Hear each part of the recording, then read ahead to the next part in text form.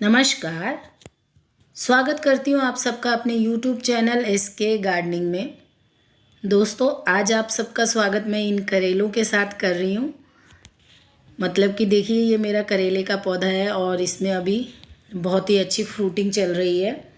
इससे लगातार मुझे करेलों की बहुत अच्छी हार्वेस्टिंग मिल रही है। आप देख सकते हैं, देखिए ये कितने अच्छे लग रहे हैं एक लाइन में लटके हुए करेले। इस तरफ ये छोटे वाले करेले हैं सारे, और दूसरे कोने पर उधर वो लंबे वाला करेले का बेल चल रहा है मेरा। तो दोनों ही बेल में अभी अच्छी फ्रूटिंग हो रही है। तो आज का वीडियो इसी विषय पर है कि हमें इतनी अच्छी हार्वेस्टिंग पाने के लिए हम जो भी चीज़ें करते हैं उसमें सबसे महत्वपूर्ण है सॉइल मिक्स। तो आज की वीडियो में आप एक ऐसा सॉइल मिक्स बनाना देखेंगे जिसे आप बिल्कुल फ्री की चीज़ों से तैयार कर सकते हैं और अपने हज़ारों के खाद का खर्चा बिल्कुल कम कर सकते हैं, या फिर मैं यूँ कहूँ कि आप इसे जीरो भी कर सकते हैं। तो ये क्या फ्री की चीज़ है जिसे मिला करके आपकी सॉइल मिक्स एकदम उर्वरक हो जाएगी, पोषक तत्वों से भरपूर हो जाएगी। ये सब जानने के लिए आप वीडियो में अंत तक बने रहिएगा। मैं पूरी जानकारी दूंगी कि ये फ्री की चीज़ आप कहाँ से ला सकते हैं। इसे अपने सॉइल मिक्स में मिलाते समय आपको किन बातों का ध्यान रखना है, इसे मिलाकर आपको सॉइल मिक्स कैसे तैयार करना है, और बिल्कुल फ्री में तैयार हुए इस सॉइल मिक्स में पौधे लगाने से क्या रिजल्ट रहता है, वो आने वाले वीडियोज़ में मैं आपके साथ साझा करूँगी।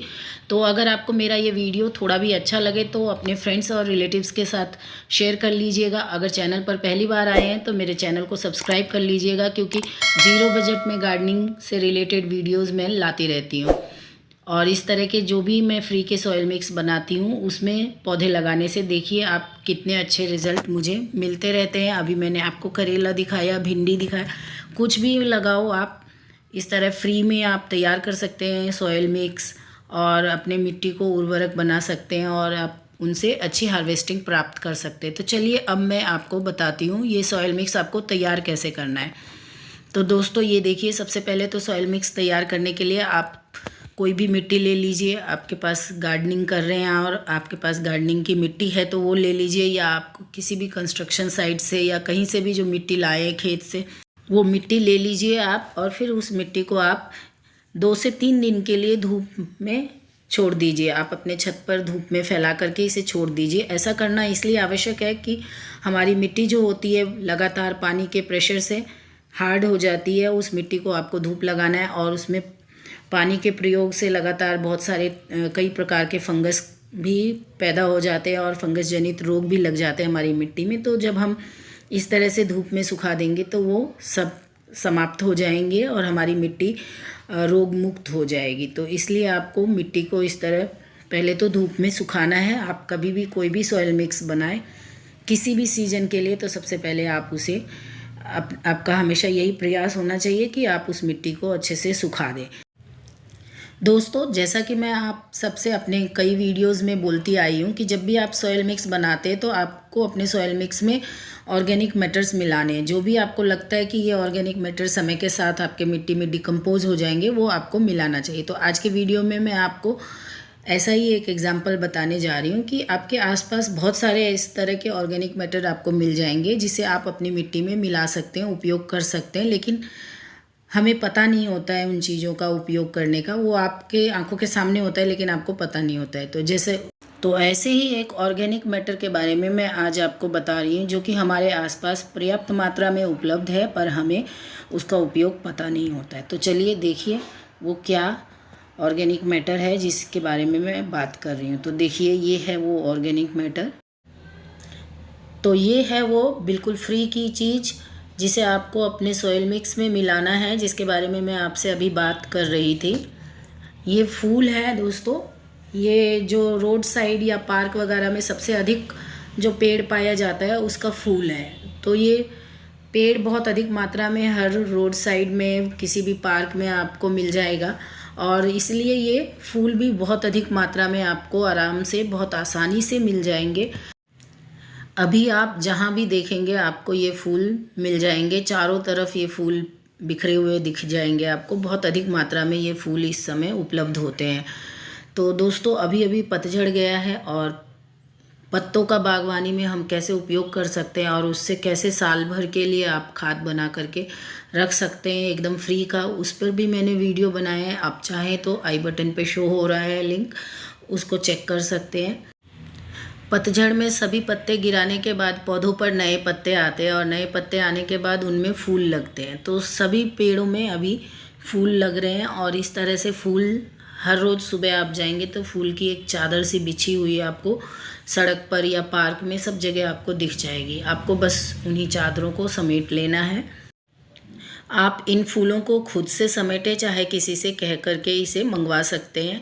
मैंने तो जैसा कि आपको बताया है, वो आंटी स्कूल में क्लीनिंग करती है, उनसे ही मैं मंगाती हूँ। अगर वो मुझे नहीं दे जा पाती हैं तभी मैं खुद से ले आती हूँ। और पहले मैं खुद से लाती थी तो इतना अधिक मैं नहीं ला पाती थी, इसलिए मैंने इसे सॉइल मिक्स में उपयोग नहीं किया था। मैं इसका उपयोग मल्चिंग के लिए करती थी या मेरे कंपोस्ट में मिला लेती थी, लेकिन इस बार मैं सॉइल मिक्स बना रही हूँ। पिछले साल मैंने थोड़ा बहुत सॉइल मिक्स बनाया था और उससे मुझे बहुत अच्छा रिज़ल्ट मिला था, इसलिए इस बार जब मुझे इतनी अधिक मात्रा में ये उपलब्ध हो रहे हैं तो मैं इसे अपना सॉइल में मिला रही हूँ और सॉइल मिक्स बना करके रख रही हूँ। अभी मैं इस सॉइल मिक्स में कुछ भी नहीं लगाऊंगी क्योंकि छुट्टियाँ पड़ रही है और घर जाना है, तो अभी कुछ भी लगा के जाने से कोई फ़ायदा नहीं होगा। क्योंकि केवल 3-4 दिन की बात हो तो फिर भी हम किसी को बोल के जा सकते हैं, लेकिन आप 15-20 दिन या 1 महीने के लिए जा रहे हो तो आप किसी को इतना अपने काम के लिए डिस्टर्ब नहीं कर सकते, इसलिए आकर के जीरो से फिर स्टार्ट करना पड़ेगा गार्डनिंग का। तो मैं सिर्फ सॉइल मिक्स बना के जा रही हूँ। अब इन फूलों को जैसे मैंने आपको बताया, इसके अलावा मैं अभी और कुछ मिला रही हूँ मिट्टी में। ये चीज़ें भी आप सबके घरों में उपलब्ध होंगी, कईयों के घरों में। मुझे तो नहीं, मेरे घर में तो उपलब्ध नहीं होता। मुझे ये जानते हैं लोग आसपास के कि गार्डनिंग में मैं इन सब का उपयोग कर लेती हूँ, तो इसलिए मुझे पड़ोसी आंटी ने दिया है। ये देखिए, ये दालों के छिलके हैं। इन लोगों के गांव पास में है तो इनके गांव से ये अपनी खेती की चीज़ें आती रहती है, तो उसका ये दाल का छिलका है, वो आंटी ने मुझे दिया कि ये आपके गार्डन में डाल दोगे तो ये बहुत फ़ायदेमंद होगा। तो देखिए, दालों में बहुत तरह के पोषक तत्व मिलते हैं, उनके छिलके में ही सबसे अधिक रहते हैं। तो इस तरह की चीज़ें आपको अगर मिल जाए तो आप वो भी अपनी मिट्टी में मिला सकते हैं। दोस्तों, मैं जो ये आपसे साझा कर रही हूँ ये बस इसलिए ताकि आपको भी एक आइडिया मिल सके कि आपके घर में क्या क्या ऐसी चीज़ें उपलब्ध होती हैं और वेस्ट है वो, जिन्हें आप अपनी मिट्टी में मिला सकते हैं और अपनी मिट्टी की उर्वरकता को बढ़ा सकते हैं। इस तरह के हम देखेंगे तो हमारे घरों में कई चीज़ें हैं जिनका हम उपयोग हमारी मिट्टी में मिलाने में कर सकते हैं। तो देखिए, ये अभी मैंने इस तरह का फूल बताया और आवश्यक नहीं है कि आप भी यही फूल मिलाएं। आपके आसपास जो भी बड़े बड़े पेड़ होते हैं, अभी पतझड़ के बाद उनमें फूल आएंगे और अगर वो फूल इस तरह से इकट्ठा करने लायक हैं तो आप उनको इकट्ठा करके अपनी मिट्टी में मिला करके सॉइल मिक्स बना सकते हैं। उसके अलावा देखिए, इस तरह की चीज़ों को आप, अभी बहुत अधिक गर्मी पड़ रही है, हमारे में हम जो भी पानी डालते हैं पौधों में वो तुरंत सूख जाते हैं, भाप बन के निकल जाते हैं। लेकिन इस तरह की चीज़ों से हम मल्च कर देंगे तो हमारी मिट्टी जो है अधिक देर तक गीला रहेगा, इसमें मॉइस्चर बना रहेगा और हमारे पौधों को ठंडक भी मिलती रहेगी, क्योंकि ये गर्मी से बचाएगा हमारे पौधों को। जैसे कि बेंगलोर में पहले धूप नहीं होती थी, इतनी गर्मी नहीं होती थी, लेकिन अब अचानक बहुत गर्मी पड़ने लग गई है। अभी तक तो ग्रीन नेट की कभी भी आवश्यकता ही नहीं लगी यहाँ पर, लेकिन अब लग रहा है यहाँ पे ग्रीन नेट का हमें कुछ ना कुछ इंतज़ाम करना पड़ेगा। तो देखिए, लेकिन तब तक, जब तक वो करेंगे तब तक मैंने ये मेरे पौधों को मल्च कर दिया है, ताकि इससे मेरे पौधों को ठंडक भी मिलती रहे और मेरे पौधे गर्मी से बचे रहें। अभी भारत के अधिकतर हिस्सों में बहुत अधिक गर्मी पड़ रही है, तो ऐसे में अगर हम इस तरह से ही इन फूलों का मल्चिंग के लिए उपयोग करते तो ये बहुत हमारे पौधों के लिए बहुत लाभकारी होता है। इससे हमारी मिट्टी में नमी बनी रहेगी और मिट्टी के कांटेक्ट में आने से ये बहुत ही जल्दी डिकम्पोज भी हो जाते हैं और हमारे पौधों में खाद का भी काम करते हैं। और ये अभी आप जिधर देखेंगे बहुत आसानी से आपको ये पूरा चादर की तरह बिछा हुआ मिल जाएगा। ये देखिए, मैं जब भी वॉक के लिए मेरे रोड पर ही, मेरे लेन में ही निकलती हूँ, मेरी गली में, तो देखिए इतना सारा फूल बिछा हुआ है। आप देख सकते हैं आपके भी आसपास इस तरह ये फूल, और ये डेली सुबह इतनी अधिक मात्रा में गिरता है। इसको आप खुद से कलेक्ट कर सकते हैं आप चाहें तो, या आप किसी से कलेक्ट करवा सकते हैं इसको, लेकिन कलेक्ट करके आप रख लीजिए तो ये आपके लिए साल भर का खाद का काम करेगा, प्लस अभी इसके कई प्रकार के उपयोग आप कर सकते हैं। तो अब मैं आपको बताती हूँ कि इसका उपयोग करने में आपको ध्यान क्या रखना है। तो ध्यान ये रखना है कि आपको, जैसे कि हम कोई भी कंपोस्ट बनाते हैं दोस्तों, तो उसमें हम मिट्टी बहुत कम डालते हैं। किचन वेस्ट बनाया हमने या ड्राई लीव्स का कंपोस्ट बना रहे हैं हम, जो भी वेस्ट से हम कंपोस्ट बनाते हैं उसमें हम मिट्टी नाम मात्र का डालते हैं, 2 से 3 मुट्ठी या एक पतली सी लेयर मिट्टी की हम डालते हैं। लेकिन इसे बनाने के लिए आपको एक तरह से इससे कंपोस्ट नहीं बनाना है, आपको इसका सॉइल मिक्स ही बनाना है। आपको इसमें बहुत अधिक मात्रा में सॉइल मिलाना है। मतलब कि आपने अगर 50% ये फूल लिया है तो आपको 50% मिट्टी लेना है। आप अगर मिट्टी का मात्रा कम कर देंगे और फूल की मात्रा अधिक कर देंगे तो इन फूलों में ये 3 से 4 दिन में ही एकदम लिक्विड जैसे गीले हो जाएंगे और इनमें बहुत अधिक कीड़े लग जाते हैं, काले वाले कीड़े लग जाएंगे। फिर आप बहुत परेशान होंगे और इससे बहुत बैड स्मेल यानी कि दुर्गंध भी बहुत आती है। तो इसलिए आपको इसे अपने सॉइल मिक्स में मिलाने के लिए ही उपयोग करना चाहिए या फिर मल्चिंग के लिए उपयोग करना चाहिए। यहाँ पर देखिए अब मैं कोई खाद नहीं मिला रही हूँ, सिर्फ फंगीसाइड के लिए ये कुछ मैं राख मिला रही हूँ इसमें 2-3 मुट्ठी, और थोड़ा सा मैं नीम खली मिला लूँगी। इसके अलावा मैं इसमें और कोई खाद नहीं मिला रही हूँ, वर्मी कंपोस्ट, गोबर की खाद कुछ भी नहीं मिला रही हूँ। जब मैं पौधे लगाऊंगी उस समय इस सॉइल मिक्स में डायरेक्ट जहाँ पौधे लगाऊंगी वहाँ थोड़ा सा कंपोस्ट डाल करके मैं पौधे लगा लूँगी, क्योंकि फूल अपने आप में पर्याप्त खाद है। इसमें मैक्रो और माइक्रो दोनों तरह के न्यूट्रिएंट्स पाए जाते हैं। पौधे के लिए जो भी ज़रूरी पोषक तत्व हैं एक फूल के खाद में, फूल से बने हुए खाद में सब कुछ पाया जाता है। मैक्रो की बात करें अगर हम, तो इसमें नाइट्रोजन, फॉस्फोरस, पोटेशियम और कैल्शियम भरपूर मात्रा में मिलता है। इसके अलावा हम माइक्रो न्यूट्रिएंट्स जो कि हमारे पौधे के लिए बहुत आवश्यक होता है, उनमें से मैग्नीशियम, जिंक, कॉपर इत्यादि इन फूलों के खाद में सब कुछ हमें मिल जाता है। तो इसलिए मैं इस बार इन मेरे सॉइल मिक्स में कुछ भी नहीं मिला रही हूँ, केवल इस फूल से ये सॉइल मिक्स बना करके रख रही हूँ। और अब इन सॉइल मिक्स को मैं बोरों में भर करके रख दूँगी। जब घर से आएंगे तब तक ये 1 से 1.5 महीना इनको समय मिल जाएगा और ये सारे मेरे मिट्टी में एकदम कंपोस्ट बन चुके होंगे। और मेरी मिट्टी के ये केवल टेक्सचर को ही अच्छा नहीं करेंगे, मिट्टी को पोरस भी करेंगे, उसकी उर्वरकता तो बढ़ाएंगे ही, साथ में ये मेरे मिट्टी को पोरस भी बनाएंगे। तो इस तरह से आप इसका जो चाहे उपयोग कर सकते हैं।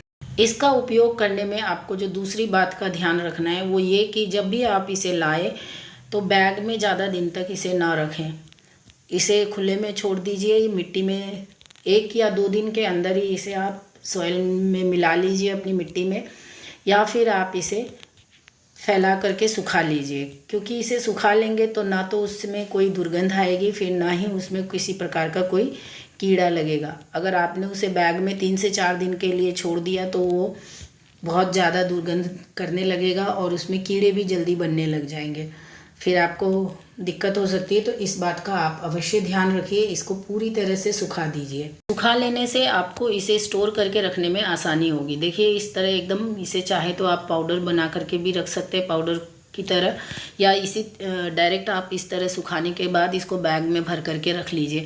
अभी आपके पास सॉइल नहीं है मिक्स बनाने के लिए तो आप इसे इस तरह से स्टोर करके रख दीजिए। जब भी आप सॉइल मिक्स बनाएं उसमें कोकोपीट या धान की भूसी की जगह आप इसे मिला सकते हैं, ये सेम काम करेगा।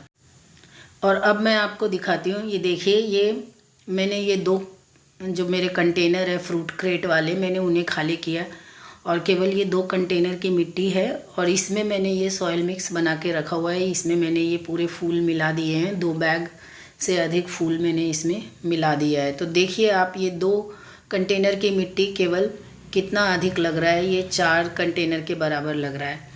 तो इससे हमारी जो मिट्टी की आवश्यकता है वो भी कम हो जाती है। हम हमारी मिट्टी में इस तरह के जो भी ऑर्गेनिक मैटर्स मिलाते हैं उससे। ये देखिए इस कंटेनर में मैंने पहला लेयर मिट्टी डालने के बाद सूखे पत्ते डाले और सूखे पत्ते डालने के बाद फिर बीच में मैंने कुछ किचन वेस्ट डाला है और उसके बाद फिर से मैंने सूखे पत्ते डाले। और ये देखिए इधर भी मैंने ये सेम इसी तरीके से इस कंटेनर को भी भरा है। सूखे पत्ते को मैंने इस तरह देखिए छोटे छोटे टुकड़े कर दिए ताकि ये जल्दी से डिकम्पोज़ हो जाए। तो इस तरह से देखिए इतने बड़े बड़े कंटेनर्स को मैं बहुत ही कम मिट्टी में भर देती हूँ। तो आप देख सकते हैं कि ये मैं अब इतना अधिक ये मिट्टी हो गया है कि ये 2 कंटेनर, इसमें आधी 1/3 मिट्टी में ही भर जाएंगे दोनों मेरे कंटेनर, और ये पूरी की पूरी मिट्टी मेरी बच जाएगी।